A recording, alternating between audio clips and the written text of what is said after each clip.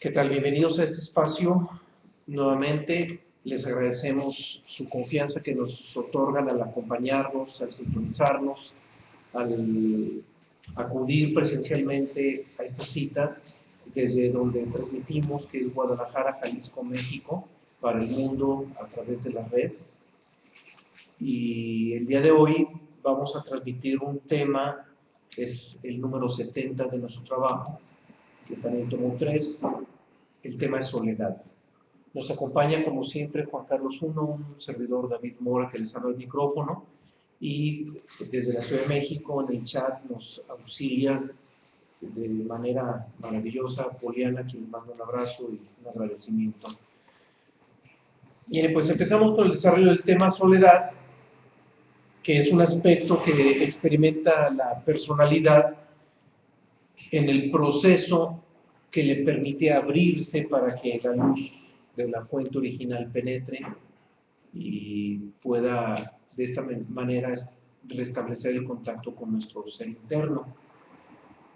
Un aspecto curioso del que muy poco se habla, muy poco se dice, muy poco se menciona sobre ese proceso de soledad que se debe vivir necesariamente, sobre todo en la parte final, la búsqueda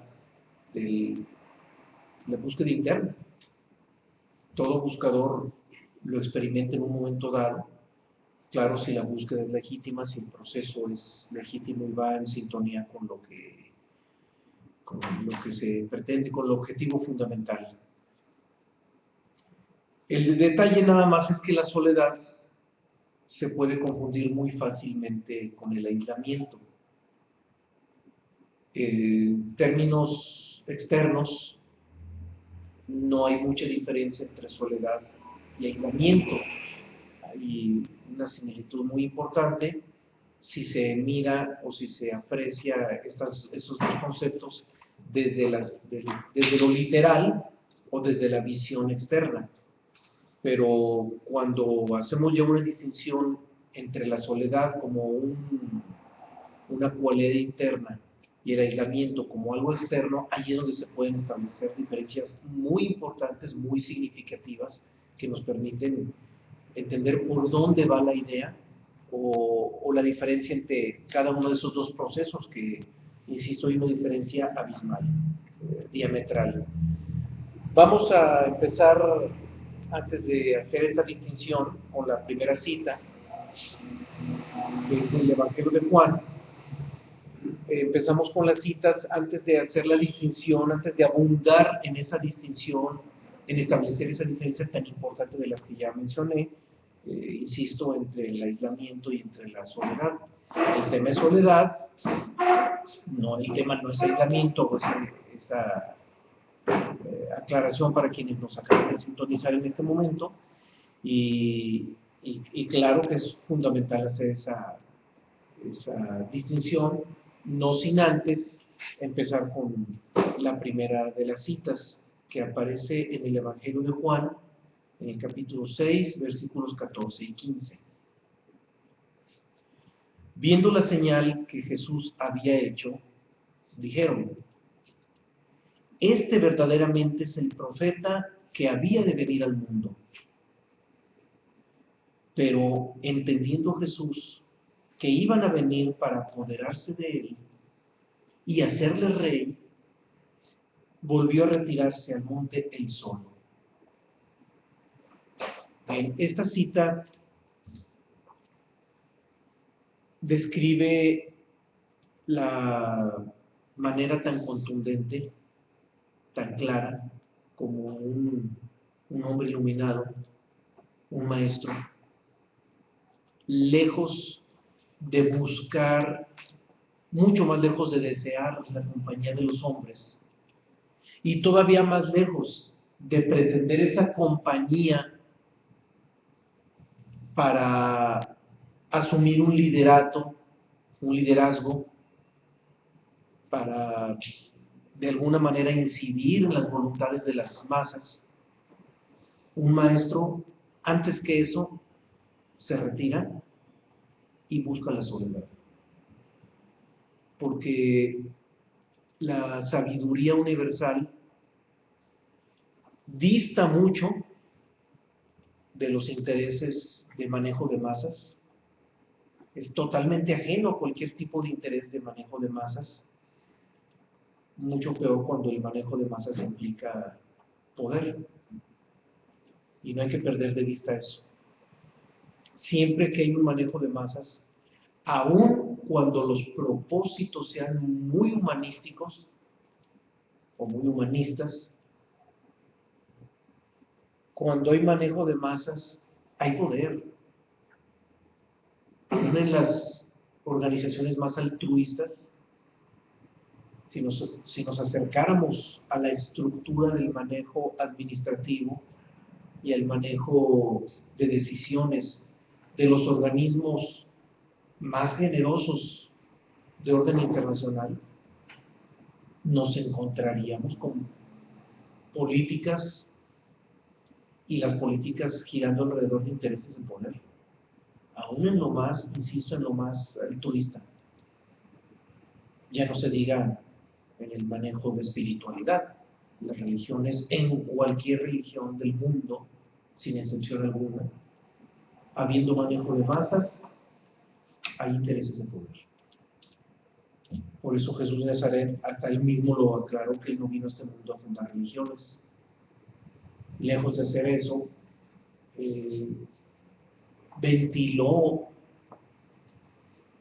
todo lo oscuro que había detrás del manejo del poder de la religión, que en su momento tenía influencia total en el pueblo hebreo, que era el judaísmo. Censuró y exhibió a los líderes religiosos, que eran los fariseos y los saduceos, y su actitud estuvo siempre en contraposición a cualquier tipo de interés religioso en su momento histórico.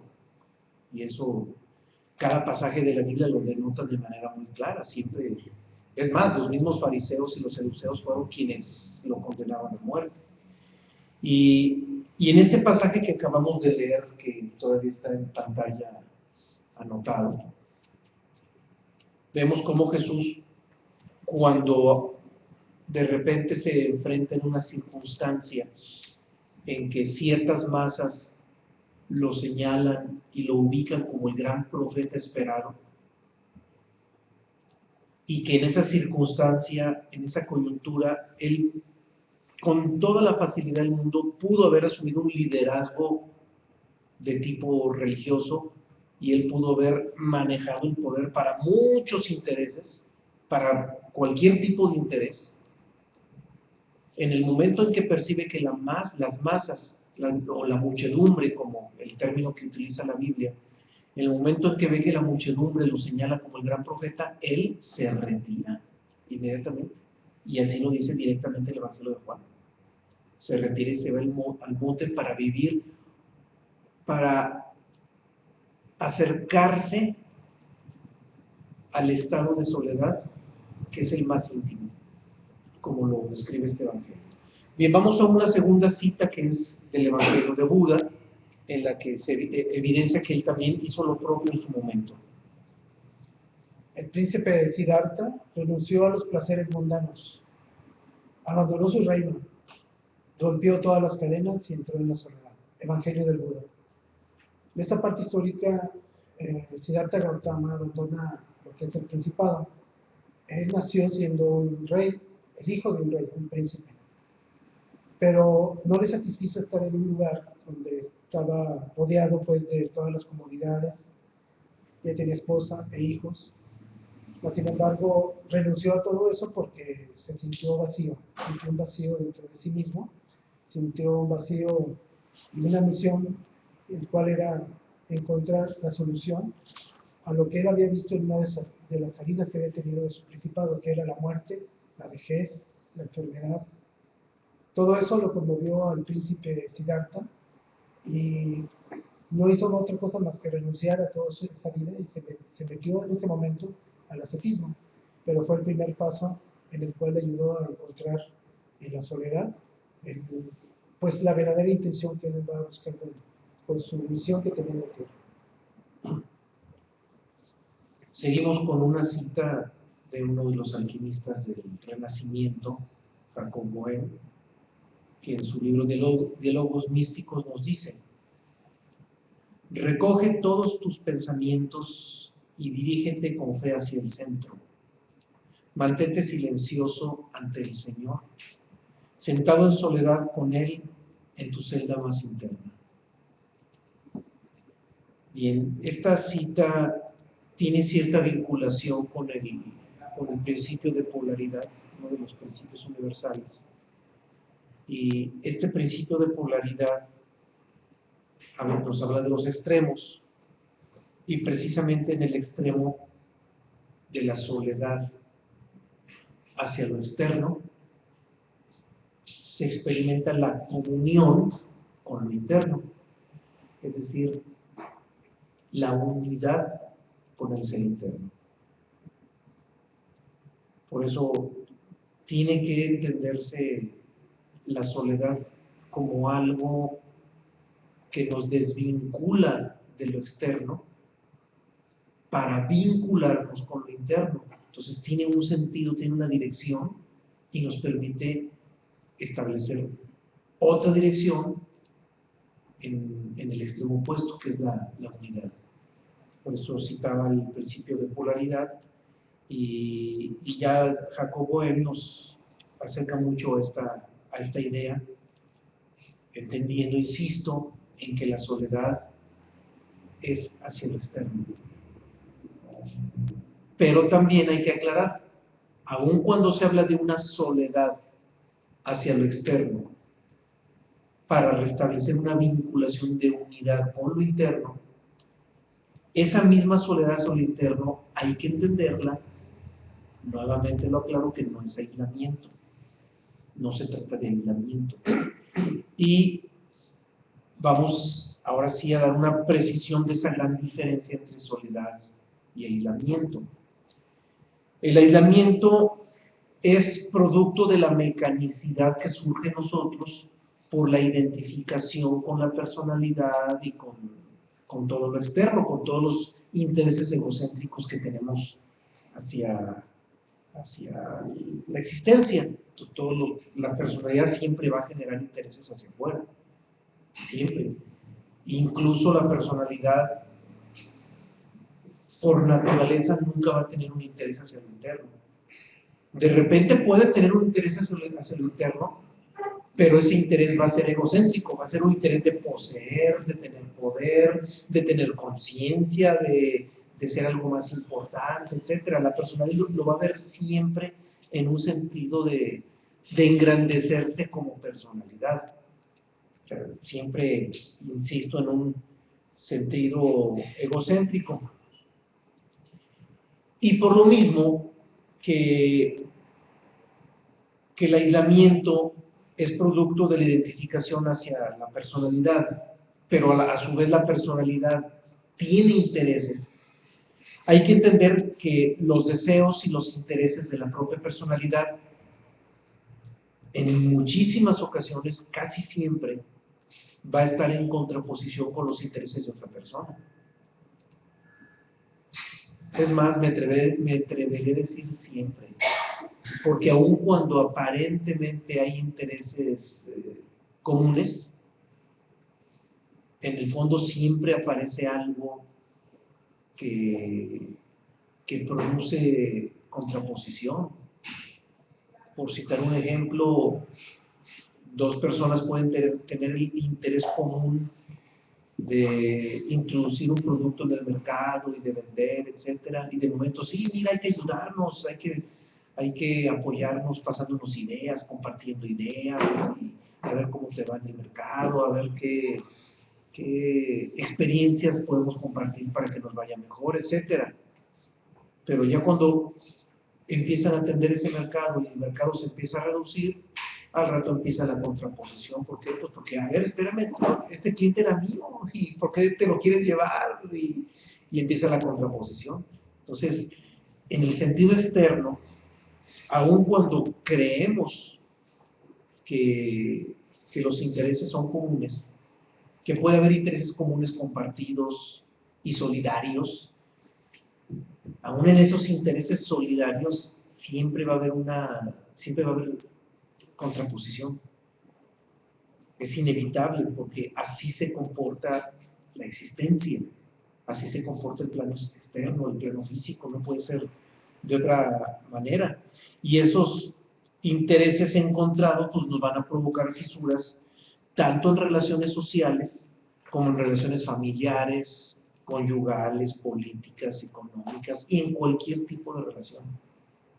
Siempre va a haber choque de intereses en cualquier parte, hasta en las religiones, incluso en las escuelas esotéricas y corrientes esotéricas va a haber también choques. Siempre va a haber alguien que quiere asumir el liderazgo y otro más que lo quiere asumir, y va a haber contraposición entre varios que quieren asumir liderazgos, y entre cada uno de ellos va a haber bolitas, unos apoyan a unos, otros apoyan a otros, y es inevitable, y eso lo vamos a ver, insisto, en todo tipo de relación en el plano existencial, no puede ser de otra manera. Y ese choque de intereses termina produciendo aislamiento. Otro factor que también produce el aislamiento es cuando cualquiera de nosotros nos rebasa los problemas y buscamos refugio en el aislamiento. Y eso todos lo hemos experimentado alguna vez en la vida.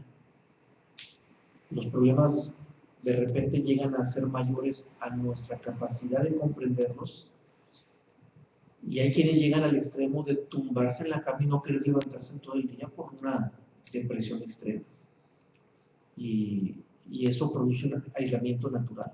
A veces es parcial, de repente alguien aparenta estar conviviendo socialmente, pero en el fondo está aislado, en el fondo psicológicamente está aislado, psicológicamente está por cumplir, y en el momento en que es oportuno se aísla porque no puede con la carga de sus problemas. Es muy, muy común eso. Entonces, el aislamiento también se da por ese factor. Dicho en pocas palabras, el aislamiento se da en la personalidad por la egocentricidad de la personalidad, por los intereses de la personalidad, o porque en la existencia no sucede lo que él quisiera que suceda. Y Krishnamurti lo dice muy enfáticamente. Todo el sufrimiento está en la diferencia entre lo que sucede y lo que queremos que suceda. Entonces, cuando se produce ese diferencial entre cosas que suceden distintas a lo que deseamos que suceda, ese vacío nos mete en depresión, sufrimiento y provoca el aislamiento que ya mencionamos. Ahora, la soledad, a diferencia del aislamiento, llega espontáneamente cuando somos conscientes de la cualidad efímera, pasajera y transitoria de todo lo que es lo externo. Cuando descubrimos que hasta nuestra misma personalidad es efímera y temporal, y que como llegó se va, y teniendo conciencia existencial en ese sentido, entonces entramos en un estado de soledad, pero no es egocéntrico. Es una soledad que nos permite desvincularnos de la euforia y de la mecanicidad que mueve a los humanos que no tienen esa conciencia existencial. Ya no nos comportamos igual, nuestras emociones ya no son las mismas, ya no sufrimos lo no deseable, pero tampoco nos congratulamos con lo deseable. Es decir, hay un estado de neutralidad que nos permite distinguirnos, o nos permitiría distinguirnos de quienes no comprenden o no tienen esta conciencia existencial. Y digo permitiría porque tampoco es garantía que ya la tengamos. Podemos comprenderlo pero falta vivirlo. Una cosa es comprenderlo y otra cosa es vivirlo. Y cuando gozamos de esa cierta conciencia existencial que nos permite entender que todo lo externo no es tan real como parece, automáticamente nuestra actitud de la vida cambia. Y al cambiar nuestra actitud hacia la vida por esa conciencia, ya no vamos a hacer las mismas cosas que hace el resto de la humanidad y, por consecuencia, ya no vamos a seguir el mismo juego que sigue la humanidad. Y esa es la soledad a la que se refiere el tema. Una soledad en la que, insisto, ya nos desvinculamos, nos estamos desvinculando de los mecanismos que mueven mecánicamente, valga la redundancia, a los hombres, que los mueven instintivamente a los hombres. Y hay una desarticulación de todos esos procesos. Y en función de ello, vamos a ver que la más legítima soledad se da cuando ya nos manifestamos libres de las influencias de todo lo externo. Cuando las circunstancias externas ya no nos logran influenciar, es decir, cuando logramos ser nosotros mismos, porque ya no nos movemos como producto de las influencias externas, ahí es cuando entramos ya en ese estado de soledad y que es inherente al ser, no es de la personalidad. Ese estado de soledad es por un impulso del ser.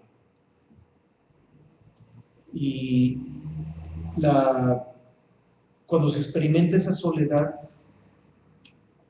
ya no se sufren los embates de los problemas colectivos ni individuales. Ya no hay sufrimiento. Pero tampoco hay ese placer extremo o más bien ese placer impulsivo cuando de repente las cosas salen bien. ¿Por qué? Pues porque ya sabemos que aunque salgan bien las cosas, también pasan. Los infortunios pasan, pero lo afortunado también pasa. Todo pasa, todo circula. Entonces ya no estamos ni en la euforia del placer ni en el sufrimiento de lo indeseable. O sea,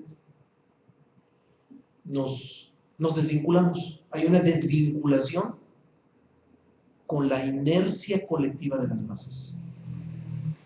Sin embargo, en esa desvinculación no quiere decir que quien experimenta la soledad se aísle en su habitación para dejar que la sociedad siga rodando. No, esa no es la soledad. Ese sí sería aislamiento. Un sabio, aun cuando ya no es movido por las influencias externas, sigue conviviendo con los hombres, sigue produciendo, sigue articulado con la sociedad, haciendo lo que tiene que hacer dentro de una sociedad, pero ya no está influenciado por la sociedad.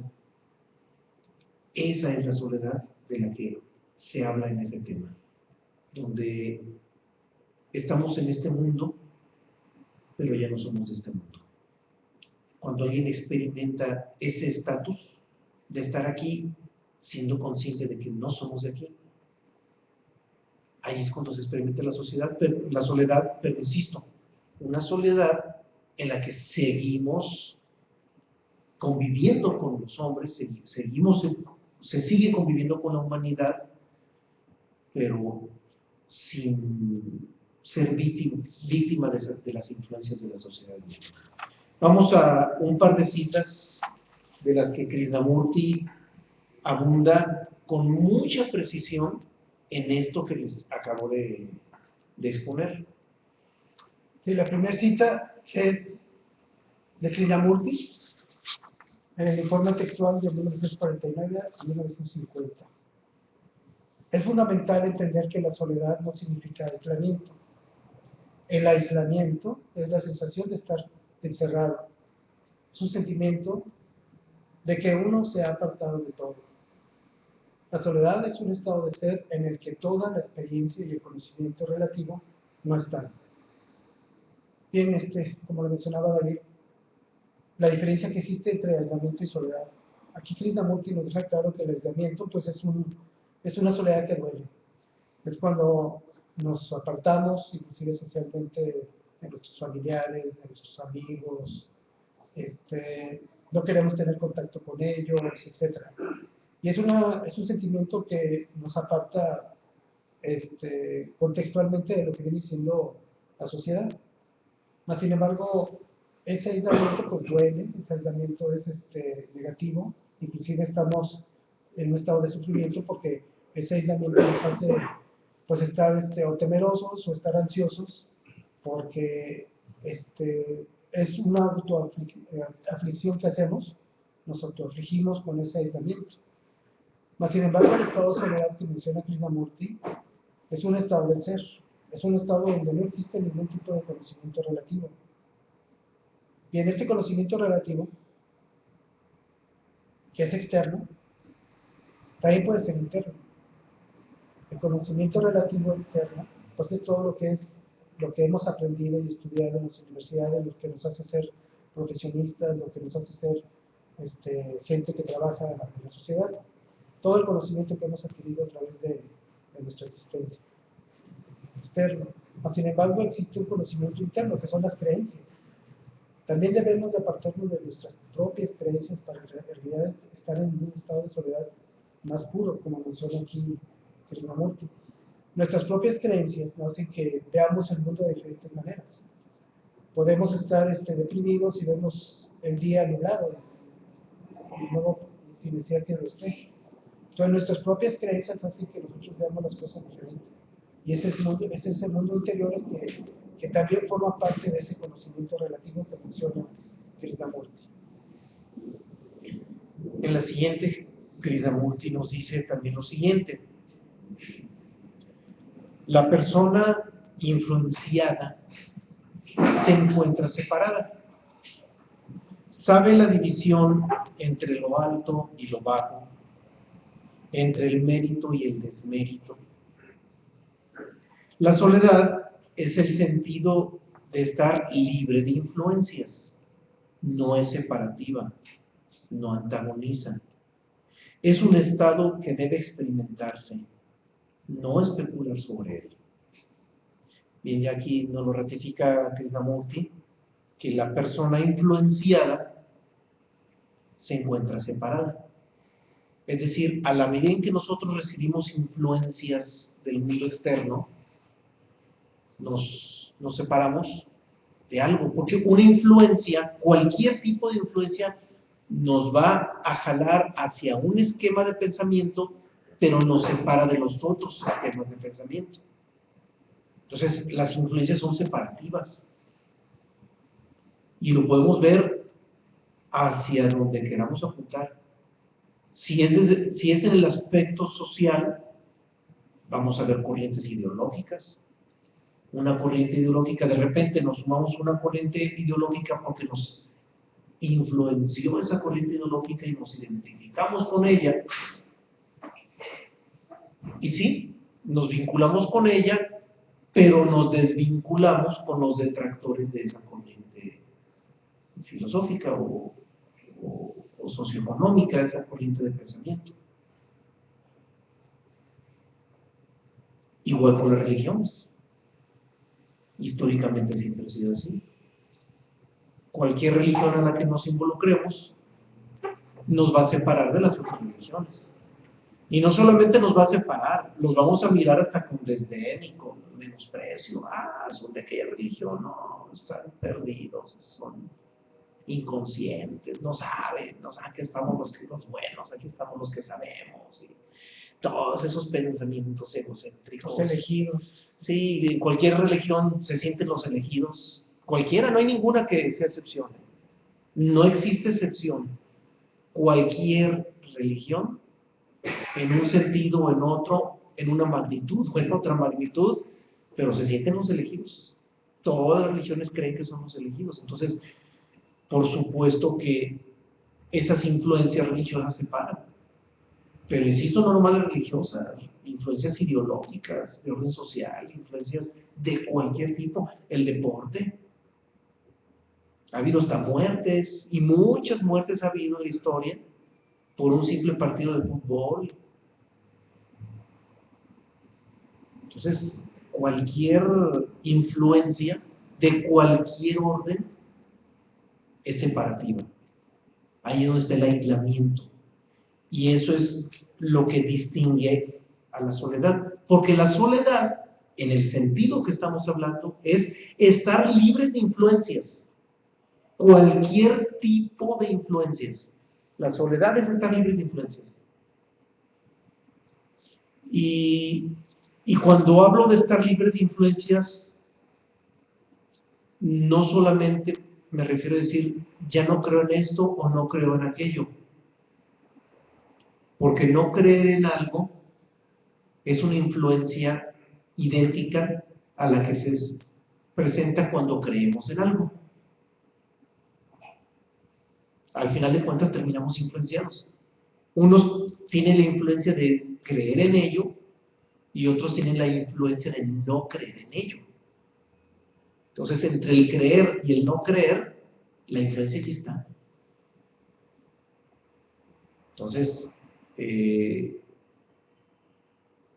ahí es donde adquiere peso el tema de neutralidad que vimos desde el tomo 1.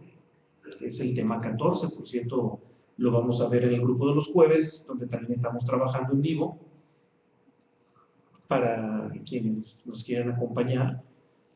El próximo jueves vamos a abordar el tema dualidad, que es impresionante, tan importante y tan significativo como el tema de causa y efecto que ya lo abordamos la semana pasada. Y en breve, en unas pocas semanas, vamos a ver el tema de neutralidad, que es impresionante y es de lo que estamos hablando ahorita. O sea, nosotros creemos que podemos imaginar, insisto, recapitulando, que si creemos en algo estamos influenciados por ello que creímos, y sí es cierto. El problema es que podemos imaginar que si dejamos de creer en ello, rompemos con la influencia, y no, porque en el no creer sigue influencia. Porque en el no creer voy a jalar argumentos para sustentar mi idea del no creer en eso. Y como ya tengo ciertos argumentos para sustentar la idea del no creer en eso, pues entonces esos argumentos son la influencia. Estamos influenciados. Entonces ya estamos separados. Allá están los que creen y aquí estamos los que no creemos. Y sigue la división al final de cuentas. Entonces, la libertad de influencias no se da entre el creer y no creer. La libertad de influencias está en la neutralidad. Y el neutral, que es el sabio, cuando alguien le dice, esto es así, el sabio dice, quizá. Y si la contraparte llega y dice, esto no es así, el sabio dice, quizá. Esa es la neutralidad. Esa es la actitud del sabio. Y ahí es donde ya hay la libertad de influencias. Donde ya no estamos ni de un lado ni del otro. Incluso, aclaro, ni del medio. Ni siquiera en medio. Pero bueno, no abundo en ello porque es el tema del próximo jueves, de pasado mañana, porque eso tiene que ver con el tema de dualidad y es algo importantísimo. De hecho, quienes ya tomaron el tema de dualidad entienden con más agudeza lo que estamos hablando en el sentido de la libertad de influencias, que es algo importantísimo. Si no comprendemos la dualidad, vamos a adolecer de algunos detalles de importancia en el sentido de distinguir la soledad del aislamiento. El micrófono, por favor, y escuchamos una intervención aquí en Guadalajara. Pero yo creo que también hasta el sabio tiene su posición, ¿no? El sabio nunca tiene una posición en nada. No tiene ni siquiera capacidad de pensar. No, sí tiene capacidad de pensar, pero no lo manifiesta. pero no está identificado ni siquiera con su pensamiento. Okay. O sea, el sabio duda de su propio pensamiento, sabe que su pensamiento no es la realidad, por eso en todo dice quizá. O sea, sí tiene capacidad de pensar. No, sí, yo lo ¿verdad? lo que quería manifestar es que de cualquier manera debe tener algo en sí mismo, alguna posición, ¿no? Nunca asume una posición. El sabio jamás asume una posición. Por eso cuando Lao Tse recibió la invitación del emperador para que se convirtiera en su consejero, tal como sucedió con Confucio, Confucio sí aceptó la invitación. Lao Tse les dijo, no, déjenme en paz. Porque si se convirtiera en el consejero del emperador, automáticamente tendría que asumir una posición. Y ahí en ese momento perdería su sabiduría, se alejaría de su sabiduría, se alejaría de la libertad que le da que le dio ese estado de soledad que vivió y que lo hizo, que lo convirtió en un hombre iluminado. Lo que pasa es de que hasta un sabio es un ser humano. Ah, sí, claro. Entonces, el ser humano siempre está decidiendo, ya lo hemos visto, y para decidir debe tener una posición. Sí, volvemos a lo que mencionaba. El sabio tiene una mente, la mente discrimina, la mente ve la dualidad y la mente dice esto conviene y esto no, la mente. Pero el sabio sabe y le queda claro, yo no soy esa mente. Y como le queda claro, yo no soy esa mente, deja que la mente haga lo que tiene que hacer, pero en un estado de no identificación con la mente.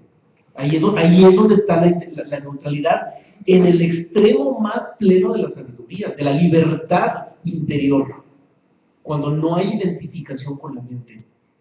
Por último, no, sí lo entiendo. Sí. Lo que pasa es que yo hablaba al del sabio como humano, porque de alguna manera tiene que ser. Ah, claro, produce, está en la sociedad, etc. Incluso tiene que decidir, Claro. adoptar una posición de saber cómo conducir. Muy buena intervención.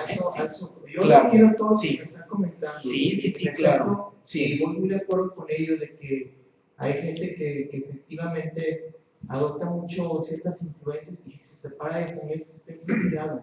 Sí. Pero Perfecto.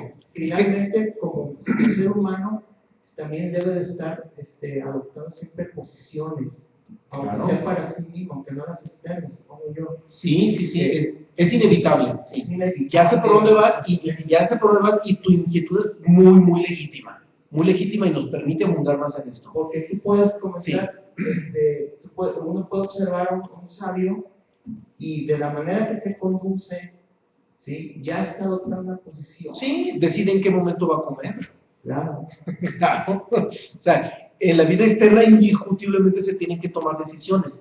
Y ahí es donde entra la inquietud tuya, que es una paradoja. Bueno, si el sabio es neutral, entonces, ¿cómo puede conducirse frente a la vida externa en neutralidad y mantener esa neutralidad? Pues claro que tiene que tomar posiciones y elegir desde las cosas más simples como comer, que decía. Él elige en qué momento come, en qué momento descansa, en qué momento trabaja, en qué trabaja, qué hace, con quién se relaciona. Claro que toma decisiones. Y ahí entra tu gran inquietud. Entonces, ¿dónde está la neutralidad? Se mantiene. ¿Cómo se mantiene? Es muy simple. Y esto lo concilia todo. El sabio toma decisiones, efectivamente. Pero, como no está identificado con su mente, el sabio no desea ni se casa con el resultado de sus decisiones. Eso es lo que hace la gran diferencia y eso es lo que lo mantiene en neutralidad. Es decir, el sabio dice, decidí esto.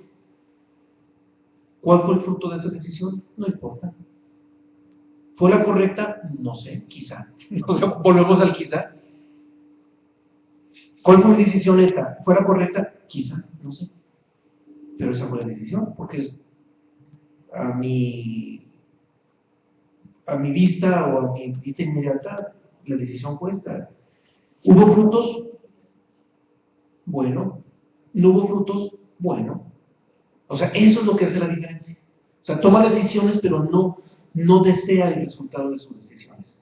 No desea el resultado y además de que no desea el resultado, sabe que esa decisión tiene, como toda dualidad, una parte de acierto y una parte de error, y lo sabe. Lo sabe claramente. Su decisión tiene un pedazo de acierto, un pedazo de error, no importa en qué magnitud, simplemente decidió lo que creyó conveniente, pero sabe, al final de cuentas sabe que quien decidió fue su mente, y le queda claro que su mente no es su ser. Entonces se mantiene en neutralidad y por lo tanto el fruto de sus decisiones no importa. Y eso es lo que le permite mantenerse en neutralidad. Por eso la inquietud que planteaste legítima y nos permitió abundar un poco más en esto. Si hay un comentario en la red, Sí. nos dice Poliana, con la personalidad gobernando nuestros actos, lo único que podemos experimentar es el aislamiento, es decir, división, separación, porque es la característica de esta naturaleza, ver todo en la dualidad. Para experimentar la soledad debemos conectarnos con nuestro ser, permitir que él toque a la personalidad y entonces vislumbrar la soledad como un estado de comunión total y absoluto con nuestro ser interior original. Efectivamente, por eso. Hasta pareciera que es un párrafo de alguna de las citas. Muy bien planteado, muchas gracias. También para la gente de la red, ya están las diapositivas en el sistema. Tienen que ponerle F5 para que actualicen la página, que hagan un refresh para que puedan ver las diapositivas. Ah, qué bueno, maravilloso. Bien, si no hay ninguna intervención, nos vamos a la siguiente cita. A ver una intervención mientras se prepara la siguiente cita. Gracias. Ahorita que estás hablando del sabio y de la soledad, me llegó recuerdo una moraleja, que estaba el maestro o el sabio así con los alumnos y no podía hacerles entender y mejor se retira y se va pues a con una playa en la orilla y ahí se aísla a la soledad. Y ya siempre los alumnos se ocupan del maestro y dicen, pues ya, estamos peor de que cuando se fue el maestro, mejor vamos a traerlo, vamos por él, ¿verdad? Porque se nos fue, pero ahí vamos a traerlo. Luego llegan con él y les dice, ¿por qué se vino? Luego les dice, él agarra una vasija del agua del mar, la saca y la pone ahí. Y ve que las olas se estrellaban contra las piedras y estaban turbulentas del mar. La ven ahí, ¿cómo está el mar? Ahí. Y vean aquí cómo está el agua quieta. Por eso me ayudan ustedes. Sí, una especie de anécdota o moraleja, sí. Bien, vamos a la siguiente cita. Nos vincula nuevamente con el principio de polaridad. La siguiente cita es de Aristóteles. Ya. Y nos dice, el hombre solitario es una bestia o un dios. Bien, el hombre solitario se convierte en una bestia cuando vive el estado de aislamiento. Como la naturaleza, y como todas las bestias de la naturaleza, pinta su territorio, no deja que nadie se acerque, y se defiende después de todo lo que viene siendo las intromisiones que tiene la naturaleza. Cuando se vive ese estado de aislamiento que comentaba Krishnamurti. Y se convierte en un dios cuando deja de influenciarse tanto de las partes externas como de la parte interna, influencias externas e internas, y se conecta directamente con el conocimiento, con la unidad. Ese estado de soledad es el óptimo, pero aquí Aristóteles nos pone, como decía David, esa polaridad, La disyuntiva. la disyuntiva, o te vuelves aislado o realmente disfrutas de esa soledad. Y claro, se va a la polaridad, a los extremos. El aislamiento extremo hace que nos convirtamos en primitivos, en bestias. Mientras que la soledad, en su extremo, hace que se libere nuestro ser interno, que es la presencia de Dios, o la imagen y semejanza de Dios. Por eso dice, es una bestia o un Dios. Son los dos extremos. El extremo, insisto, del aislamiento nos hace primitivos, inconscientes, y el extremo de la soledad, de la profunda soledad, nos da la libertad del ser, nos permite, nos aproxima a la libertad del ser. Bien, seguimos en el discernimiento que nos permite distinguir el aislamiento de la soledad, y podemos ver que el aislamiento, para empezar, es involuntario. ¿Por qué es involuntario? Porque es mecánico, ya lo habíamos comentado, es una actitud mecánica el aislamiento, producto de los intereses egocéntricos, y además de ser involuntario, también es desagradable. A nadie le gusta estar aislado. Se experimenta tristeza cuando alguien está aislado. Cuando alguien vive solo, en el sentido del aislamiento, experimenta una sensación muy, muy desagradable, y cualquiera que llega a experimentar el aislamiento, no la soledad, sino el aislamiento, lo primero que trata es huir de ese aislamiento. Y lo más común es que cuando alguien, insisto, producto de su egocentricidad, vive en estados de aislamiento, convive con muy poca gente o con casi nadie, entre paréntesis, porque nadie lo aguanta, o porque él no aguanta a nadie, cualquiera de las dos direcciones, que es lo que produce la egocentricidad. En ese aislamiento es muy común que los humanos aislados huyan del aislamiento identificándose con algo colectivo, algo de mayor magnitud. Por ejemplo, en lo más superficial, con un equipo de fútbol, en el deporte, y eso ya le permite juntarse con todos los identificantes con ese equipo de fútbol. Entonces ya le permite romper su aislamiento, y al identificarse con algo colectivo, pues ya se encuentra en compañía de quienes también están identificados con ese algo colectivo. Puede ser algún equipo deportivo, puede ser algún partido político. De repente levanta la bandera de un partido político y se junta con todos los que tienen el interés de ese partido político. Puede ser una religión, o hasta puede ser el centro universalista, ¿por qué no? Sentir que en la colectividad de ese grupo, mira, ahí piensan así, yo voy para allá. Y por ahí no van, por allí no van. ¿Por qué? Porque huyen de su aislamiento, identificándose con algo colectivo, pero lejos de resolver su estado de aislamiento, terminan más aislados. Terminan más aislados porque esa identificación con lo colectivo lo aleja de su familia y lo aleja de sus amigos, porque está tan metido en sus intereses de ese ideal colectivo, es tanto su interés por los ideales colectivos, que ya la familia y los amigos pasan al segundo término y termina más aislado todavía de lo que ya estaba con su familia y con sus amigos. Y al final de cuentas, esa integración que se da a esa colectividad, sea partido político, sea interés deportivo, sea lo que sea, en la vinculación con ese interés, al final de cuentas, esa multitud de hombres que tienen ese interés común es egocéntrica. A ellos no les interesa la amistad de los que tienen el mismo interés, les interesa el interés propio, les interesa el ideal del partido, les interesa que gane el equipo favorito, les interesa levantar la bandera de la religión favorita, cualquier ideal colectivo.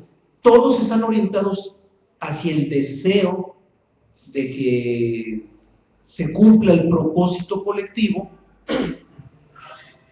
y terminan al final de cuentas aislados de ellos mismos. Entre ellos mismos hay un aislamiento porque no hay una fraternidad, porque lo único que interesa es el ideal colectivo, y ya la posibilidad de comunión entre los que comparten ese ideal no se da porque están orientados a un ideal con el que están identificados.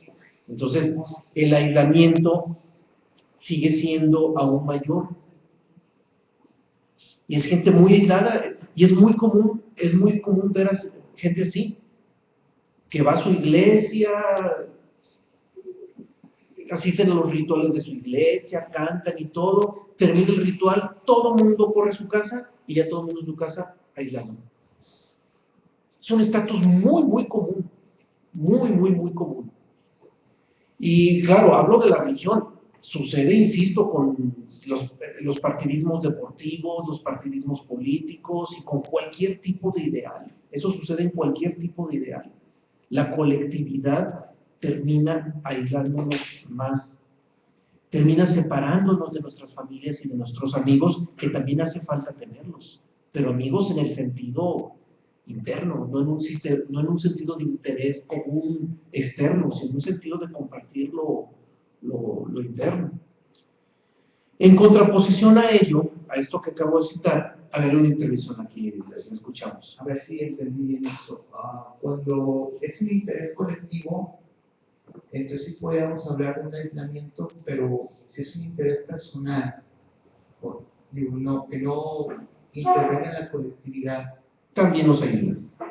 Porque hemos hablado mucho de Einstein, inclusive así le dijo a su familia, no me molesten, cuando quería estructurar la teoría de la relatividad, precisamente, y se aisló. Sí, se aisló. Entonces, aquí, bueno, no puedo decir que tampoco era un sabio totalmente, No, pero sí lo era, pero no totalmente. Quería diferenciar un poco si se trata de un interés colectivo o si era un propósito nada más individual. Porque los dos aíslan. De hecho, casi todos los que han trascendido en la historia, como hombres con genialidad, son han aislados. tenido precisamente esa Son particularidad, sí. como lo fue también Leonardo da Vinci, que, bueno, ya en una connotación clínica se les tiene como obsesivos y algunos como obsesivos compulsivos, consideramos muy bien. Sí, mira, cuando hay propósitos colectivos, hay aislamiento, y cuando son propósitos individuales también lo hay, si los propósitos son externos.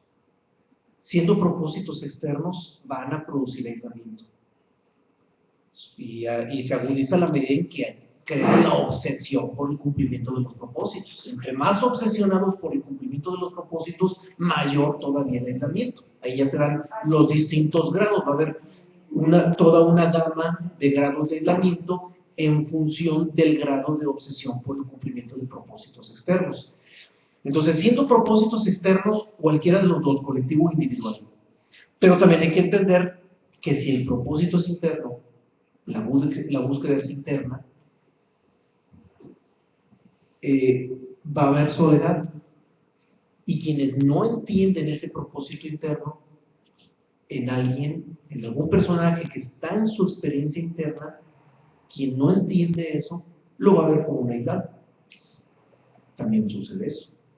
Siddhartha Gautama Buda se separó de su reino, huye de su reino, vivió muchas etapas que nos describió Juan Carlos hace unos minutos, de aislamiento impresionante a través del ascetismo. Y hubo un momento en que tuvo que dejar ese aislamiento porque, creyendo que estaba buscando lo interno, al final de cuentas estaba huyendo de lo externo, y no se trata de una huida de lo externo. No es lo mismo huir de lo externo que desvincularse o no identificarse con lo interno. No es lo mismo. Y al final de cuentas termina Siddhartha haciendo una vida pública en la que tiene contacto con la sociedad, pero manteniendo la soledad. ¿Cuál es esa soledad? Ya no está influenciado por la sociedad. Por eso, lo que distingue esto es si el propósito es externo o el propósito es interno. Cuando es interno, deja de ser aislamiento y se convierte en soledad. Esa es la gran diferencia, pero a veces cuesta trabajo distinguirla. Por eso, esa es la parte más, digamos, de las partes más importantes de este tema. Distinguir entre la soledad y el aislamiento. Y uno de los factores es este que acabo de citar, y qué bueno que sale a colación. Si el propósito es externo, hay aislamiento. Si el propósito es interno, hay soledad. Y eso hace marca la diferencia. El micrófono por allá, por favor. Otra intervención más aquí en Guadalajara. También es el aislamiento cuando la gente está en un grupo por tener un sentido de pertenencia.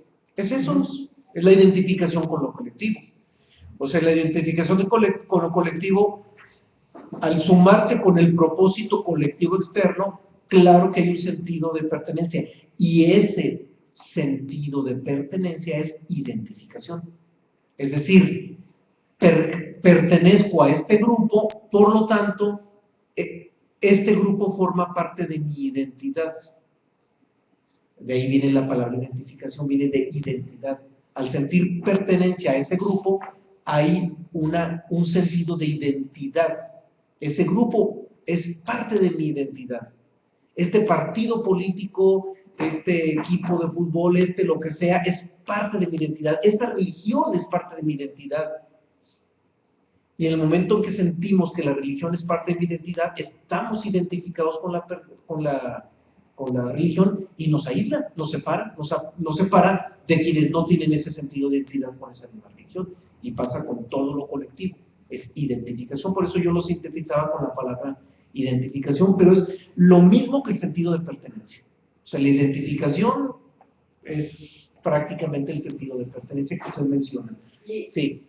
A ver, el micrófono, por favor, para que nos escuchen en la red. Tiene sentido mi vida si yo pertenezco a esto. Claro. Entonces esa es la trampa. Es la trampa, porque creemos que nuestros propósitos sumados a los propósitos colectivos le dan sentido a la vida. Pero ya lo hemos visto. Nuestra vida, mientras esté orientada a cualquier propósito externo, carece de sentido. La única posibilidad de que nuestra vida tenga sentido es cuando buscamos el propósito único que es el interior. Es el único. Ahora, ¿por qué carece de sentido? Alguien, y esto claro que sería muy polémico, porque alguien se puede sumar a Greenpeace, por ejemplo. Si no, y gracias a que me sumé al esfuerzo de Greenpeace y logramos que las ballenas ya no sigan siendo asesinadas y que ahora sí se multipliquen y que ya no se extinga la especie y lograron muchos propósitos ecológicos. Y toda esa gente dice, mi vida tuvo sentido. Y sí, tuvo un sentido relativo. ¿Qué es un sentido relativo?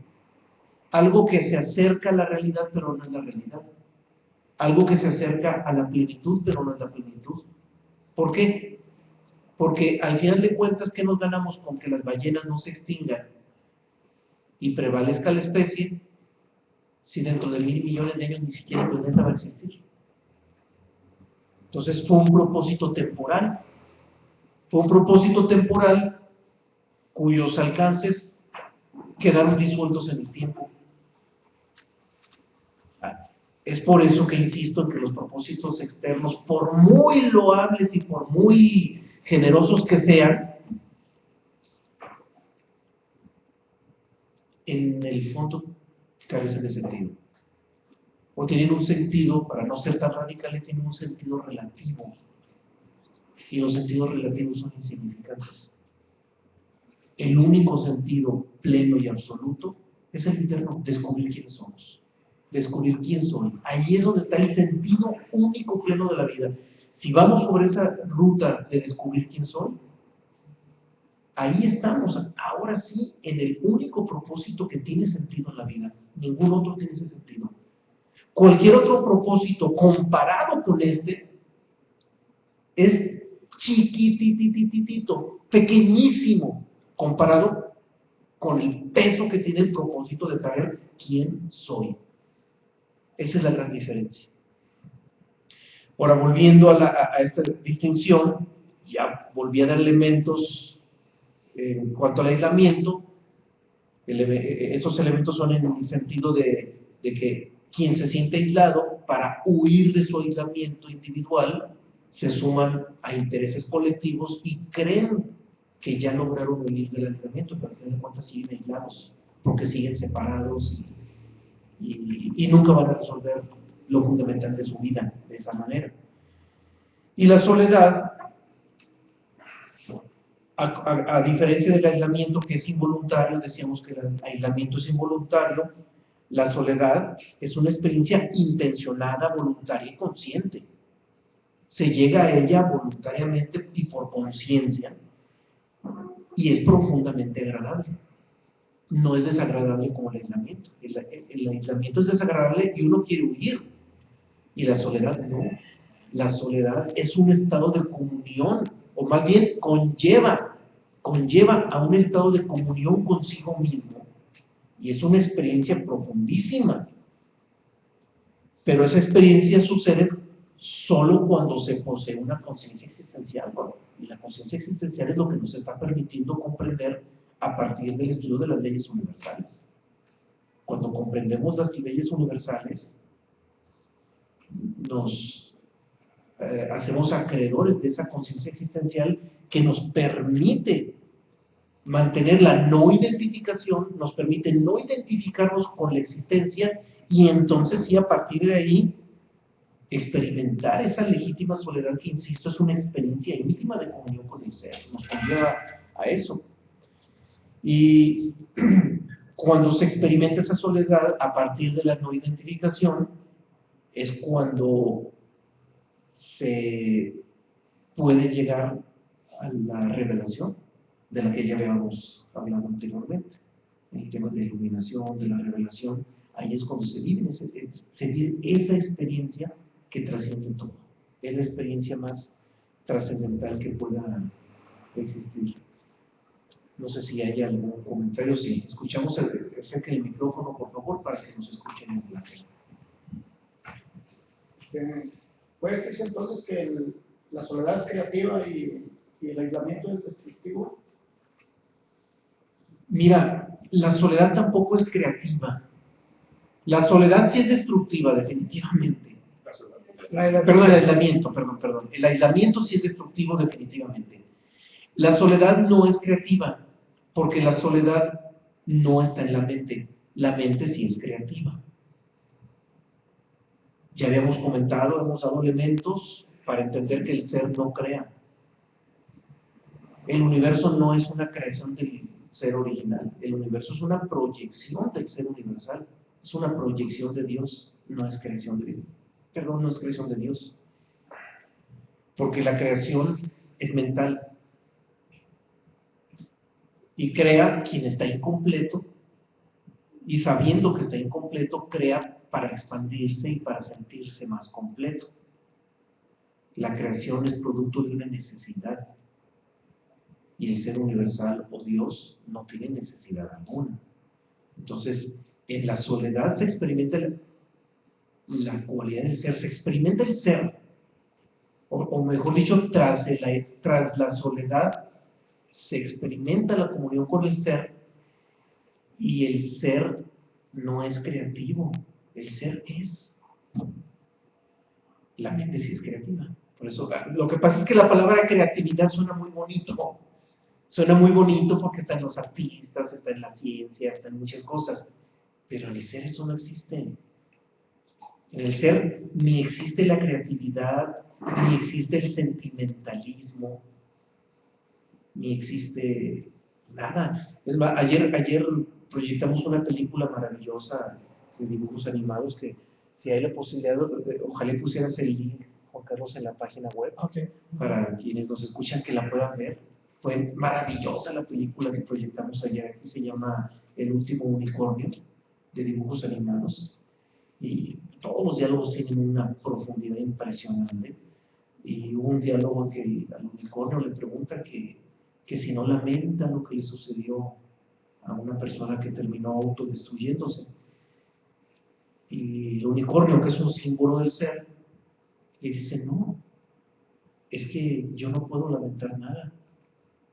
Ella buscó su propio destino, y en mí no está lamentar nada, yo solamente lo observo. Ya.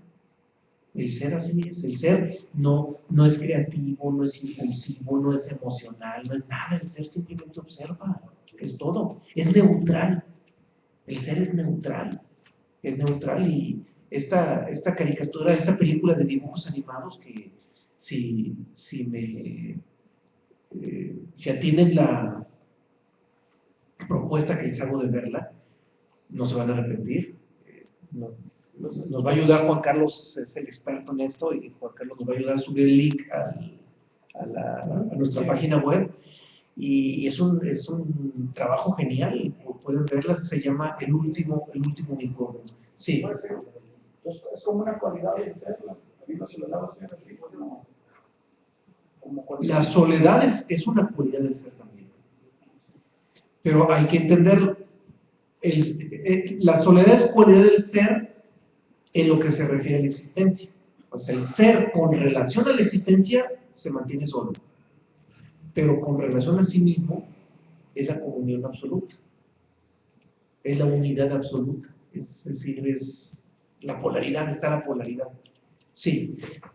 No sé si hay alguna pregunta más o algún comentario, sino para seguir con la siguiente cita, que es de Krishnamurti. Listo. ¿Qué toca? Sí. No, creo que tú leíste la última, ¿verdad? Sí. Sí, de repente nos confundimos. Bueno. La siguiente es de Krishnamurti y nos dice: en el viaje de la vida y de la muerte, debemos caminar solos. La mente debe estar limpia de todo aquello que ha acumulado a causa de su instinto de seguridad. Sus dioses y sus virtudes deben volver a la sociedad que los ha creado. Debe ser una soledad completa, pura. Esa cita de Krishnamurti creo que ya nos está redondeando el tema, es maravillosa. Ya decíamos que la soledad es una soledad de la libertad de influencias del mundo, estar libres de influencias del mundo, y aquí lo dice literalmente: los dioses y las virtudes creadas en la mente tienen que volver a la sociedad que las creó, porque todos los conceptos de Dios que tenemos no son ni siquiera de nuestra propia mente, son conceptos de una mente colectiva, que nosotros nos sumamos a esos conceptos de esa mente colectiva. Pues, ¿qué dice Krishnamurti? Esos conceptos de dioses y virtudes tienen que volver a la sociedad que los creó, no son míos, no son de mi ser, no son del ser. Y obvio, lleva implícito la no identificación con esos ideales colectivos. O sea, todos los ideales colectivos son puros conceptos creados por mentes colectivas. Una mente colectiva creando ideales, creando conceptos, creando ideas, y que nosotros, por no sentirnos aislados, nos sumamos a esos ideales colectivos y terminamos identificados con esos ideales colectivos. Y Krishnamurti aquí lo dice clarísimo: todo eso tiene que regresar a la sociedad que los creó, y tenemos que mantenernos en soledad completa y pura con relación a todo ello. Es una cita genial, porque esa cita creo que redondea y en unas palabras geniales, porque Krishnamurti no solamente era un hombre maravillosamente lúcido, sino que además tenía esa cualidad de poner unas palabras tan precisas a lo que decía. Sus discursos tenían una precisión impresionante. Parecía que ninguna palabra sobraba y ninguna faltaba, era muy preciso en las conferencias que él daba. Bien, vamos a una cita más, ahora sí, Juan Carlos, ya nos estamos peleando, a ver quién seguía. ¿Quién daba la cita de Krishnamurti? Seguimos con la de Chuanzo.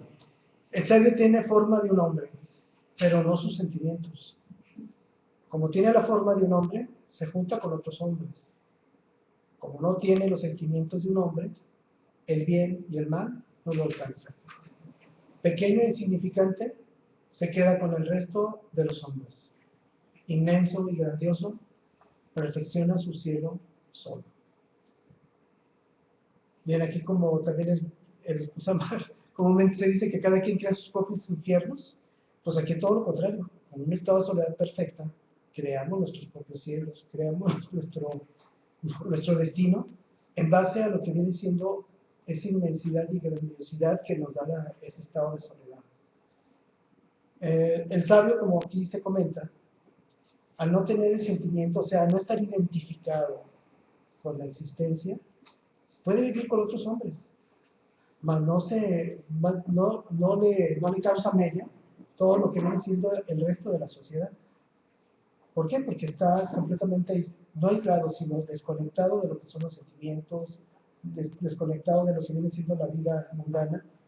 En pocas palabras, viene el mal como lo menciona Chon-Su. Estar en el mundo sin ser el mundo. Y eso es un tema que también tenemos en el tomo 3. Sí, ya lo vimos, Ya lo ok, vimos, sí. ya lo abordamos. Y esa cita de Chon-Su, genial, Sí. maravillosa. Esta cita también redondea en otro sentido, distinto al de Krishnamurti, pero también redondea el tema porque nos dice, el sabio tiene la forma de hombre, pero no sus sentimientos. Y por tener la forma de hombre, pues vive con los hombres, no se aísla, pero como sus sentimientos no son los mismos, se mantiene solo. O sea, convive, pero está solo al mismo tiempo. Convive por la interacción natural de un hombre común, de un humano. Pero su sentir, su ver, su apreciación de la vida es distinta, por lo tanto, en ese sentido se mantiene solo. Él vive solo en su estado de libertad interna que la humanidad común no tiene. Y eso es lo que hace la diferencia. Y esta cita de ahí es exquisita, es exquisita. La verdad es que para degustarse. Ahora, para que adquiera sentido la búsqueda de un legítimo buscador, hablamos de la búsqueda de la libertad interior, la búsqueda del ser, la búsqueda de nuestra verdadera identidad. Y para que sea legítima esa búsqueda, en la parte final de esa misma búsqueda, se tiene que experimentar esa soledad. Esa última parte se tiene que recorrer en soledad. La tiene que recorrer solo el buscador, sin compañeros, sin libros, sin gurú, sin textos universales, sin ideas propias. Es donde se experimenta la soledad plena. Y es la última. Este tema de hoy de la soledad habla de la parte final del proceso de un legítimo buscador. Pero, insistimos, no es aislamiento porque su propósito es interno. Y al ser un propósito interno, la soledad es legítima. Y es una soledad donde se sacude todo. Donde se sacude todo lo que fue emanado por este mundo. Y allí es donde está esa libertad. Y cuando ese buscador en esa última parte de soledad comprende que no hay nada ni nadie que le pueda enseñar ese paso último, ahí es cuando la libertad se hace presente. Y la libertad llega sola. Y el estado de libertad es. Bien, vamos a una cita más, ahora con Blavatsky, y ya va en ese sentido de esa parte última de la búsqueda. Y Blavatsky nos dice, Blavatsky es la gran maestra y fundadora de la teosofía, dice ella, por cierto, en su libro La voz del silencio, prepárate, porque tendrás que viajar solo.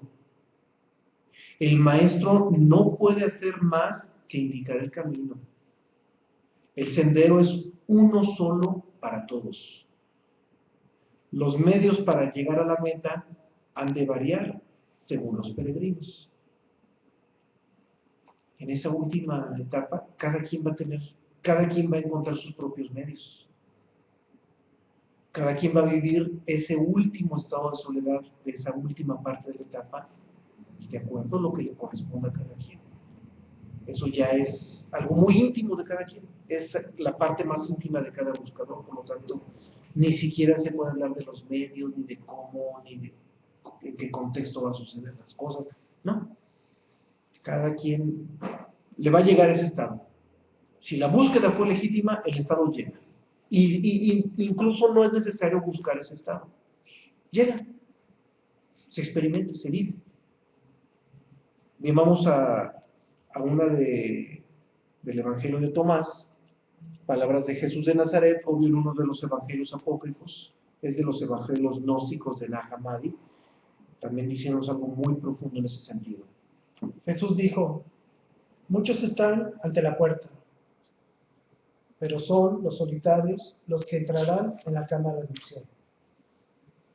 Bien, aquí en esta cita, cuando se habla de cámara nupcial, recordamos las bodas de Caná, recordamos esa comunión que debe de existir entre el alma y el espíritu, cuando el alma se desposa con el espíritu. Muchos están ante la puerta, bueno, pues hay muchos buscadores que están en ese camino.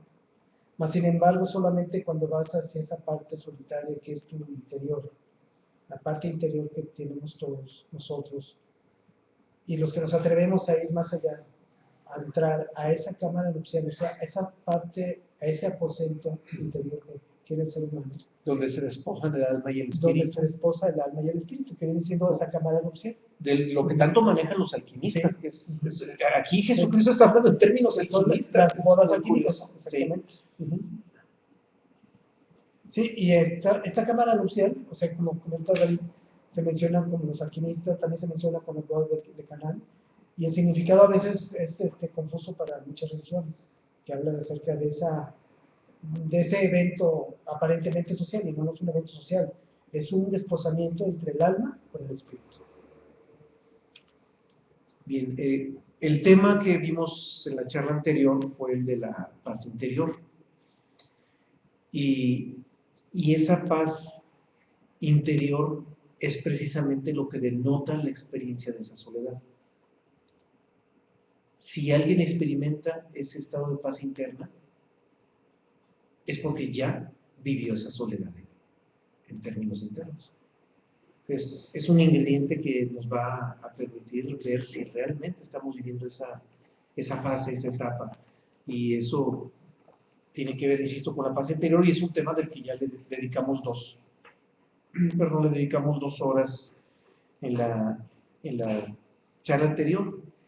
Y pues decíamos ya desde esta charla anterior que gracias a esa paz interior podemos ver la sencillez de las cosas.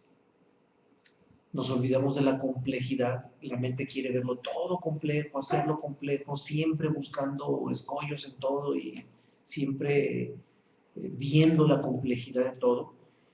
Y en la paz interior se experimenta la sencillez.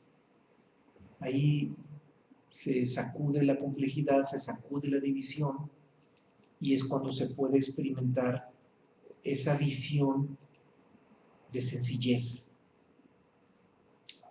En ese estado también se puede apreciar la verdadera belleza de las cosas.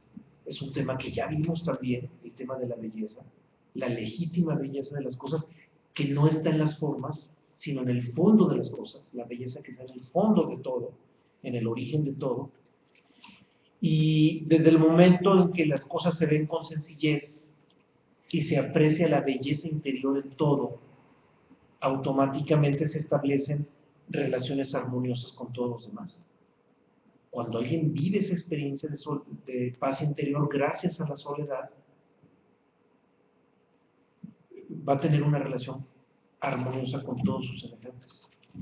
Y no importa en qué contexto tenga esa relación, si es en lo social, en lo familiar, en lo económico, en cualquier sentido, las relaciones siempre van a ser de armonía, porque alguien que experimente ese estado puede descubrir la verdadera vida. Ya logra visualizar que su verdadera identidad está en el interior, y ahí es donde existe esa verdadera vida. Y hablo en términos de verdadera vida porque Jesús de Nazaret también hablaba de ello. Hace una distinción entre la verdadera vida, refiriéndose a la vida del espíritu, de la vida aparente, que es la vida biológica. La vida biológica es solamente una proyección o o una pincelada de la verdadera vida, que es la vida del ser. Y en ese estado es donde se experimenta la cualidad o la esencia de esa verdadera vida. Ahí es donde se vive. Cuando alguien experimenta la soledad, por primera vez descubre lo que realmente significa vivir. Quienes no hemos experimentado ese estado, solamente tenemos la experiencia de la vida relativa, biológica, y es una experiencia donde estamos experimentando vida y muerte al mismo tiempo, donde la vida y la muerte se mezclan, donde se experimenta la sensación de la vida y de la muerte simultáneamente. Mientras que en la experiencia de la soledad, que nos conduce a la comunión interior, a ese estado de paz interna por añadidura, insisto, allí es donde se experimenta la verdadera vida, y es por eso que hace unos minutos comentaba que es una experiencia placentera, no es una experiencia dolorosa como el aislamiento. El aislamiento es doloroso, mientras que la experiencia de la soledad es una plenitud, es algo pleno, es algo profundo, porque insisto, ahí es donde está la verdadera vida. Y nos vamos a la siguiente cita de Jiddu Krishnamurti, que en relación con esa sencillez de la que les acabo de citar, nos dice: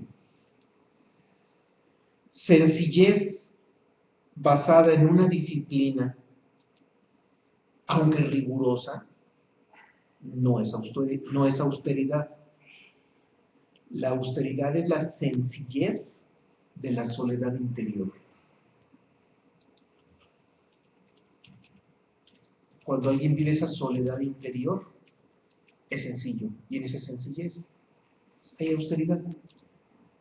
Ya no hay ese deseo por acumular, ya no hay ese deseo por el glamour y por ser alguien y ser importante y ser reconocido y todo lo que implica el deseo humano.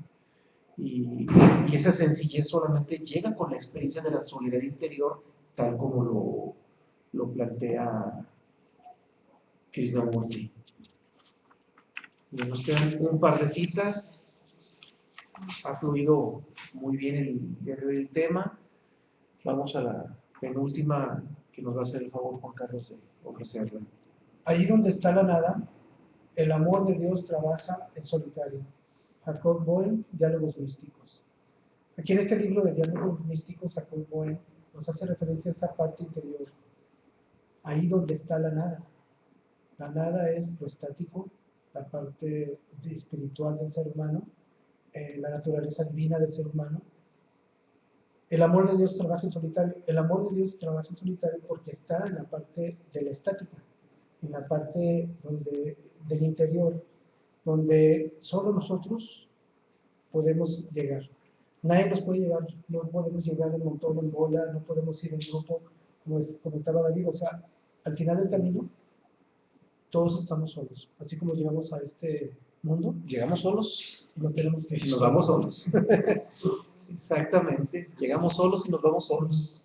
Y es una forma, el hecho de comprender, de visualizar que así como llegamos solos, nos vamos solos. Hay que entender que la naturaleza nos está enseñando algo importantísimo. Es algo que la naturaleza nos enseña. En el llegar y el retirarnos, la naturaleza nos dice algo importante en dos sentidos. Uno es, como dijera la canción de José Alfredo Jiménez, se empieza siempre llorando y así llorando se acaba. Porque efectivamente llegamos a la vida llorando y nos retiramos llorando, si no con lágrimas, por lo menos lamentando muchas cosas. Lo más común en alguien que se va es que esté lamentando muchas cosas, o lamentando que quiere quedarse, o lamentando no haber hecho lo que quiso haber hecho, o lamentando que sus amigos no están con él, o su familia no le dan su reconocimiento, etcétera, etcétera. Pero ese estado de sufrimiento, que se da cuando alguien se se retira es precisamente por identificación con la existencia. Sí, igual que el bebé al principio cuando se identifica, el primer acto es llorar, Es llorar, cuando se identifica con esta naturaleza. sí, y porque llega un medio hostil y ajeno, y al final de cuentas llega mecánicamente porque la naturaleza lo empujó a nacer. Y el retirarnos tristes, sufriendo o llorando, cualquiera de los tres, que no hay mucha diferencia, implica inconsciencia. Porque también hay que entender que un hombre sabio cuando se retira feliz. Y cuando alguien se retira de la existencia feliz, claro, sabiendo que se está retirando, porque alguien se puede retirar feliz y muere en un accidente. Y eso, no me estoy refiriendo a eso, por supuesto que no me estoy refiriendo a esa circunstancia. Alguien puede estar borrachote y feliz y de repente le cae algo en la cabeza o le da un infarto y se retiró feliz. Pues claro que no me estoy refiriendo a eso. Me estoy refiriendo a alguien que sabe que se está despidiendo del mundo y en el momento de despedirse de la existencia se va feliz. Y cuando sucede esa circunstancia que no es nada común, es muy difícil ver que alguien se va feliz de la existencia. Es algo, pero verdaderamente difícil. Y cuando alguien se va en esas condiciones, claro que se está yendo con una gran conciencia. Es un hombre lúcido, y denota esa lucidez retirarse en esas condiciones. Sí, te escuchamos. Solo como dato, porque se vino, recuerdo, ¿quién se fue así? Juan Soriano, el pintor que era como el Mozart de la pintura. Juan Soriano, inclusive, claro, hablando existencialmente, ya estaba tan satisfecho de su obra, que inclusive cuando lo entrevistaban le preguntaban, ya a su avanzada edad, que si quería así, no, te queremos, Juan, para muchos años. No, es que yo lo que ya quiero es morirme. Yo ya siento que eso es lo que tenía que hacer. Y yo espero que ya me vaya. Yo estoy satisfecho. Ya no sentía ningún apego por la existencia, No. no te cuentas. No, ya, Sí. ya ganaba por su... Sí, realmente muy pocos hombres se van felices de la existencia. Son garbanzos de libra, es muy difícil, muy difícil. Pero indiscutiblemente cuando así sucede es porque hay una lucidez maravillosa. Hay lucidez. Y eso denota el estado de libertad. Claro, hay que entender que el hombre sabio se retira con una felicidad, el hombre iluminado, me refiero a un hombre libre, se retira con una felicidad no vinculada con la satisfacción de lo que hizo o lo que dejó en la existencia.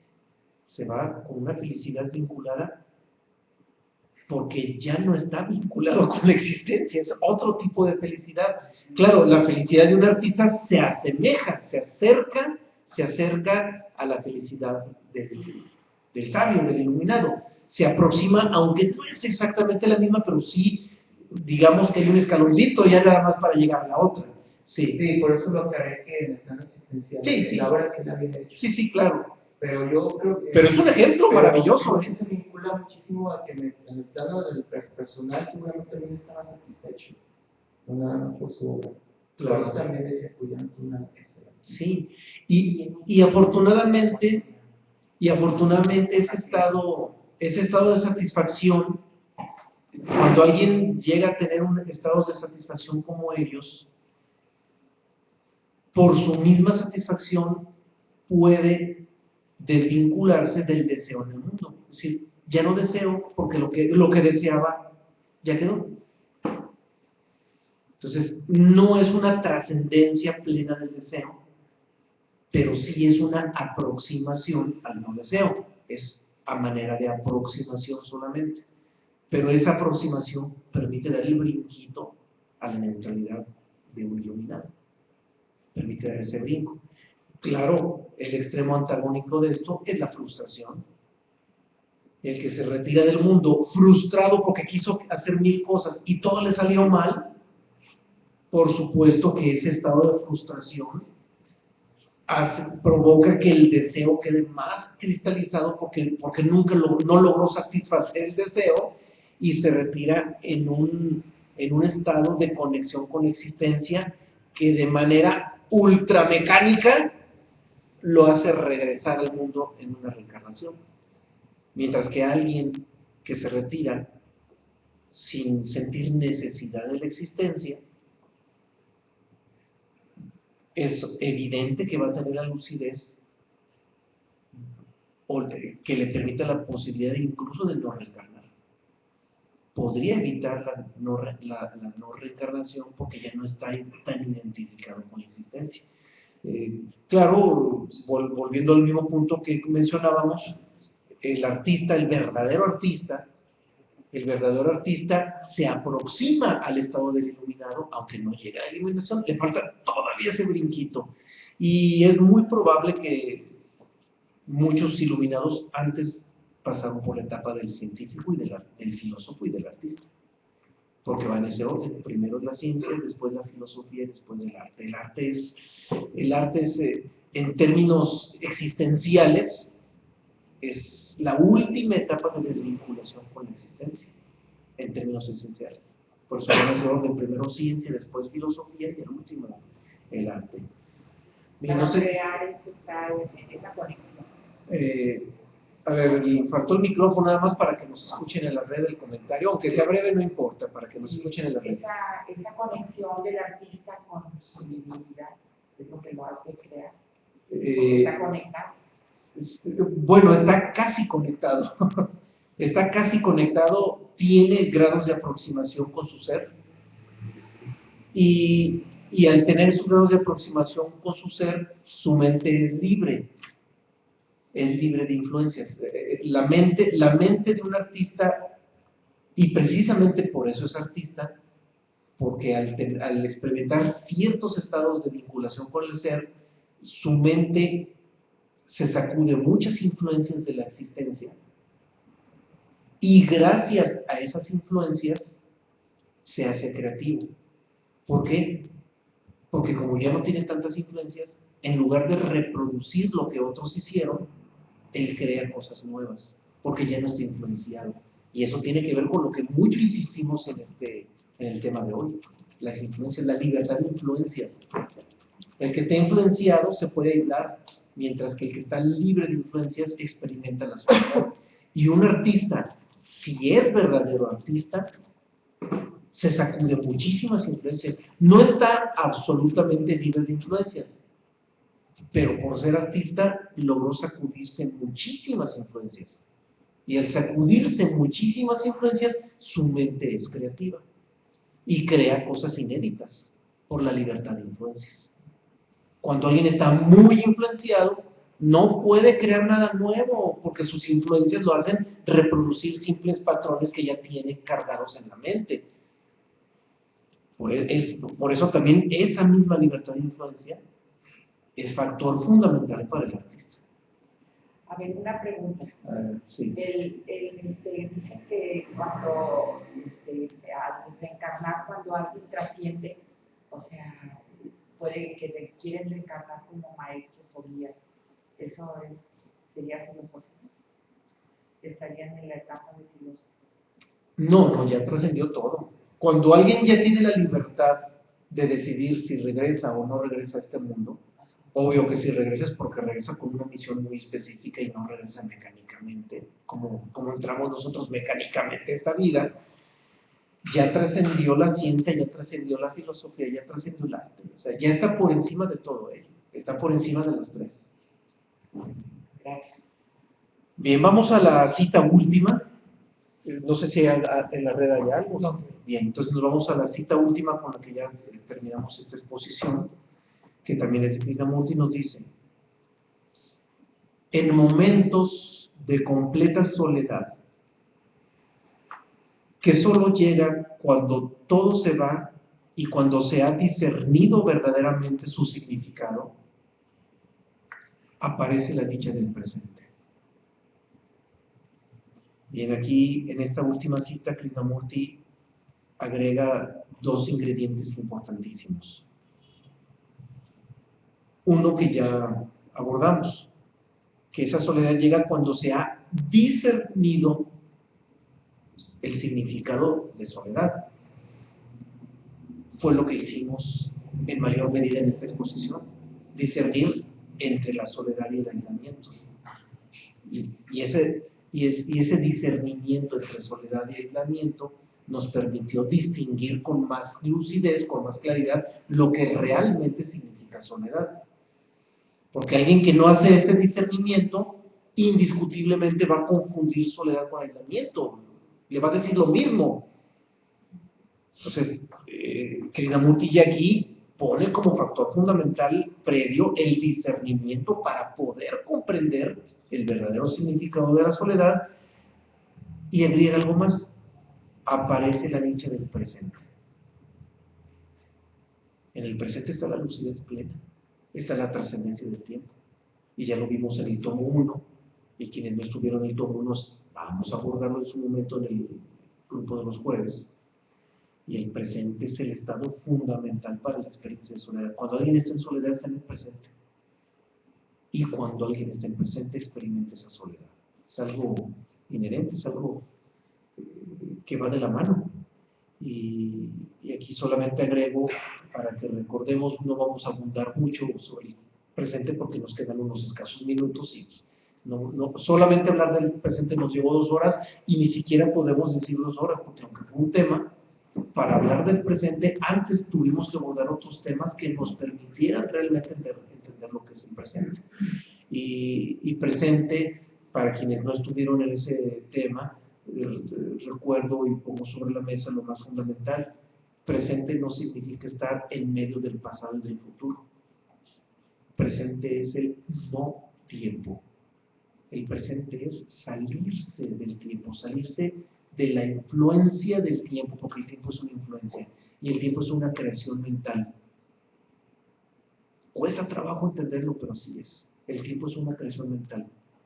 La mente crea ciertos parámetros para establecer magnitudes, una magnitud dimensional que se mide para poder cuantificar y poder establecer relaciones en los fenómenos de la física.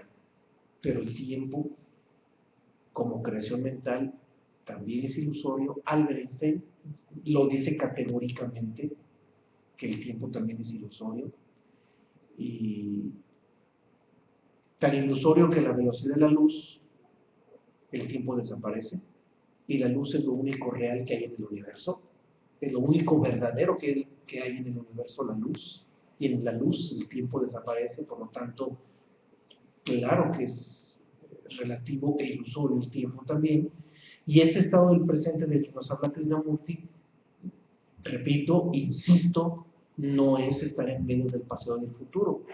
El presente es trascender el tiempo, es decir, ir más allá del tiempo, y es un estado que llega cuando se experimenta la soledad y la plenitud que está detrás de esa soledad.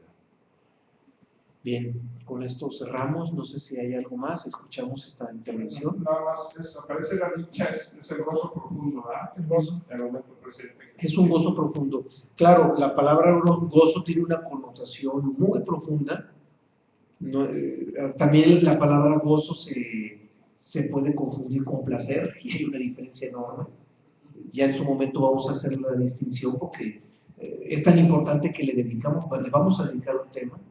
Aparece en el 4º tomo el tema del gozo, que es algo muy distinto del placer, y también tenemos que discernir entre ellos. Y el gozo sí está aquí presente, sí está en la soledad, y sí está en la paz interior.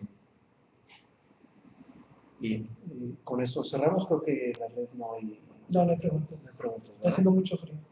¿Será? También en la red está haciendo frío. Bueno, con eso cerramos, y no sin antes agradecerles el que nos hayan acompañado y invitarlos a que nos sigan acompañando los martes y los jueves a la misma hora. Gracias.